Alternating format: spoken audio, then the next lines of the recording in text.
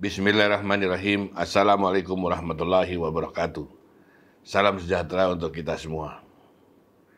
Yang saya hormati dan banggakan Gubernur Sulawesi Tenggara atau yang mewakili Rektor Universitas Halu Oleo Kendari, Profesor Dr. Muhammad Samrun, Ketua Umum APP KPPMI, Dr. Insinyur Sabya Anantayu, Dekan Fakultas Pertanian Universitas Halu Oleo, Profesor Dr. Insinyur Ermarzuki Iswandi, para pemateri konferensi APP KPPMI, Bapak Ibu hadirin beserta konferensi.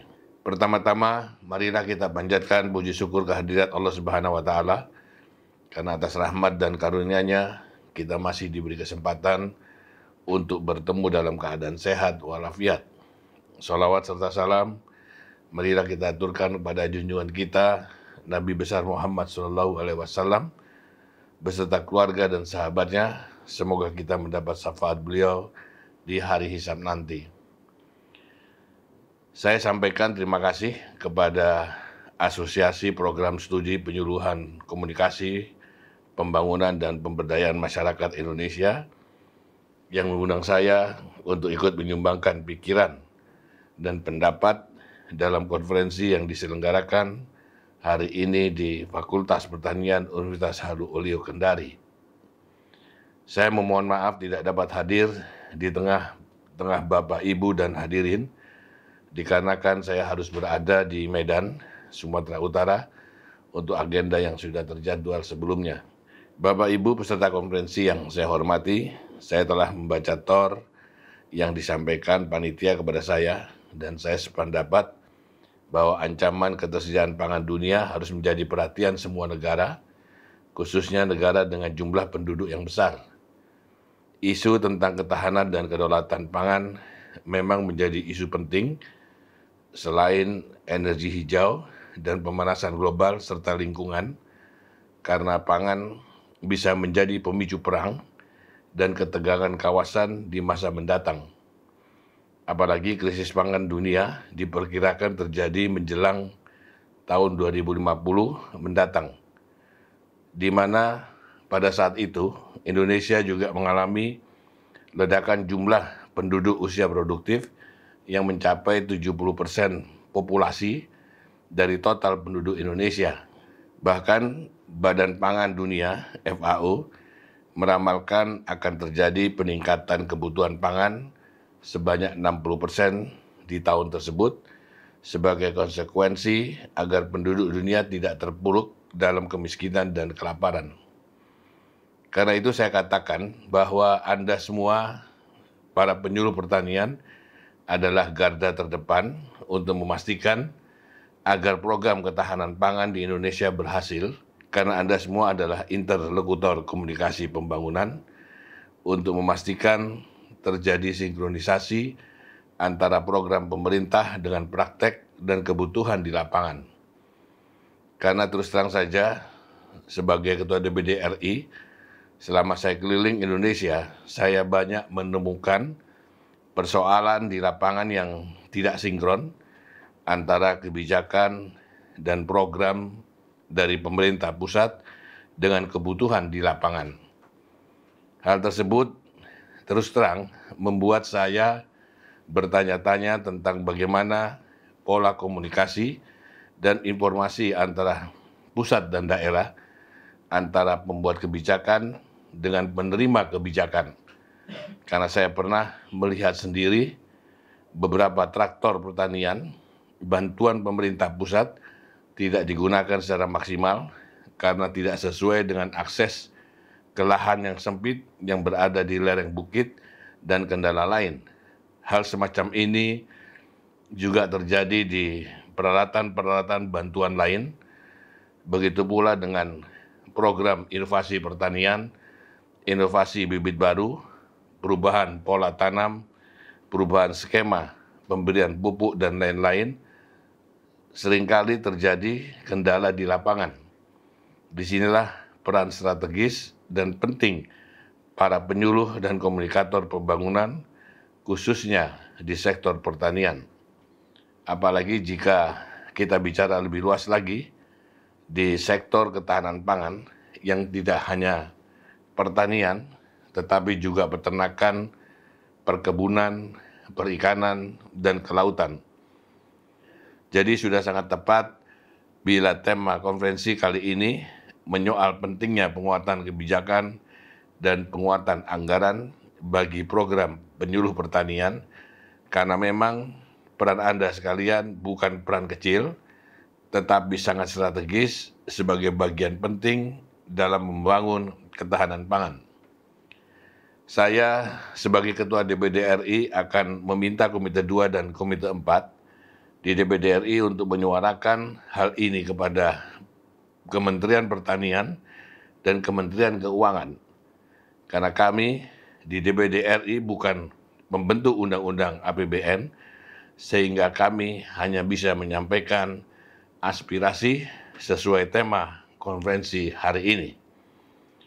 Bapak Ibu peserta konferensi yang saya hormati, saya ingin berbicara lebih fundamental tentang membangun ketahanan pangan, karena bagi saya sudah seharusnya Indonesia dengan keunggulan komparatif sumber daya alam, penunjang pangan bisa menjadi lumbung pangan dunia, baik melalui kesuburan tanahnya, iklimnya, hutannya, lautnya, dan panjang garis pantainya.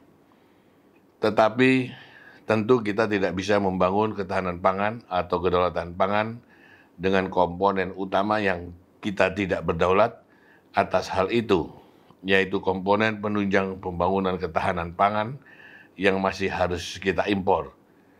Ini jelas tidak masuk akal, bagaimana mungkin membangun suatu kedaulatan dengan komponen yang kita tidak berdaulat.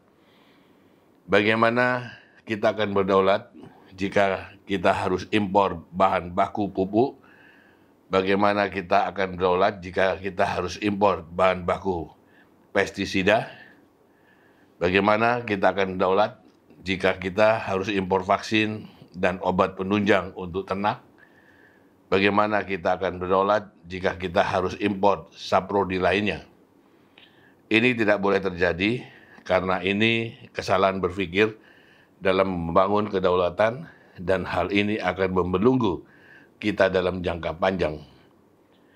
Penggunaan pupuk kimia dan pestisida serta obat-obatan kimia lainnya dalam proses produksi pertanian selain merusak lingkungan, dampak pestisida dan pupuk kimia yang larut ke dalam tanah dan larut terbawa air ke muara hingga laut dalam jangka panjang juga memperburuk kualitas tanah dan terumbu karang serta pencemaran pesisir pantai.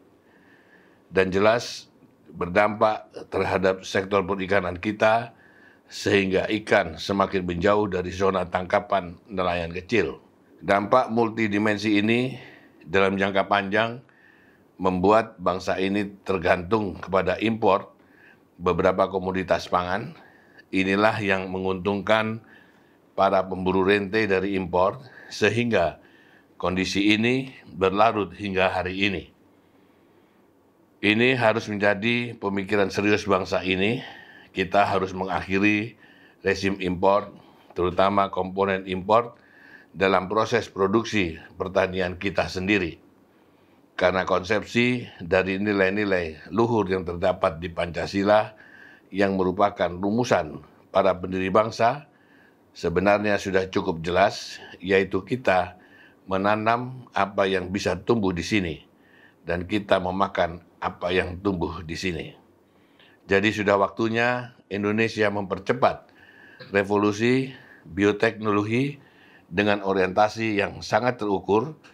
Negara harus mengarahkan program rekayasa genetika dengan pendekatan bioteknologi dengan 4 target, yaitu hasil yang bisa dikembangkan, tahan terhadap perubahan iklim, aman dikonsumsi, dan berdampak positif terhadap lingkungan. Karena secara empirik, beberapa negara sudah memanfaatkan jutaan hektar lahan untuk menerapkan bioteknologi agriculture. Amerika Serikat memiliki luas tanaman berbasis bioteknologi terbesar di dunia, yaitu 75 juta hektar untuk tanaman kapas, kedelai, dan jagung. Sementara Brasil menggunakan untuk tanaman kedelai dengan luas lebih dari 50 juta hektar. Begitu juga Argentina memiliki tanaman berbasis bioteknologi seluas 23 juta hektar, sedangkan di Asia, India tercatat menggunakan tanaman berbasis bioteknologi seluas 11,4 juta hektar. Artinya, negara-negara di dunia sudah menempuh peta jalan ini sebagai upaya untuk memperkuat ketahanan pangan. Karena memang secara teori, bioteknologi mampu menjadi jawaban atas perubahan iklim, global krisis air, sekaligus jurus pengurangan pestisida dan emisi karbon dunia. Itu jika orientasi bioteknologi dibaurkan dengan program lingkungan hidup dan energi hijau. Revolusi dari pertanian konvensional dengan pupuk kimia menjadi pertanian bioteknologi tanpa pupuk kimia tentu sangat membutuhkan para penyuluh pertanian. Apalagi jika sistem pengelolaan lahan-lahan tersebut sudah menggunakan teknologi informasi. Karena terus terang, ancaman terhadap ketahanan pangan kita masih nyata ada di depan mata, di mana alih fungsi lahan pertanian per tahun mencapai 90.000 hektar, sementara dari 33,4% total jumlah petani di Indonesia, termasuk petani padi, hanya 8% yang berusia muda antara 20 hingga 39 tahun. Sedangkan impor pupuk masih tercatat 360.000 ton di tahun 2020. Dan impor beras jenis tertentu untuk kebutuhan restoran dan hotel tercatat 407.000 ton di tahun 2021. Apalagi dari hasil panen tahun 2021, di mana tercatat 10,41 juta hektar lahan panen ternyata mengalami penurunan 2,3% dari tahun sebelumnya. Ini artinya sama sekali belum aman, sehingga penghargaan dari Institut Peneliti Padi Internasional yang diberikan kepada Presiden Joko Widodo menurut saya tidak boleh membuat kita lengah, karena dari data dan angka serta kedaulatan pangan yang ada, kita masih jauh dari membanggakan. Bapak, Ibu, dan peserta konferensi yang saya hormati, seperti saya sebut tadi di atas, bahwa ke depan revolusi ketahanan pangan adalah semua variabel untuk memastikan ketahanan pangan tersebut ada di dalam negeri. Bahan bakunya ada di sini dan bisa kita produksi sendiri. Artinya jelas kita tidak boleh lagi menggunakan pupuk kimia yang unsur komponennya masih harus kita impor. Kita harus memiliki industri farmasi dan vaksin sendiri. Sebab jika tidak, itu namanya kita salah berpikir. Karena membangun sebuah kedaulatan, ternyata kita tidak berdaulat atas apa yang mau kita bangun. Karena Indonesia, masa depan harus menjadi harapan hidup penduduk dunia, karena Indonesia akan menyediakan oksigen melalui kekayaan hutan dan menyumbang lumbung pangan dunia melalui kesuburan dan keunggulan komparatif alamnya. Kiranya itu yang dapat saya sampaikan. Atas perhatian Bapak Ibu peserta konferensi, saya ucapkan terima kasih. Wabillahi taufiq wal hidayah. Wassalamualaikum warahmatullahi wabarakatuh.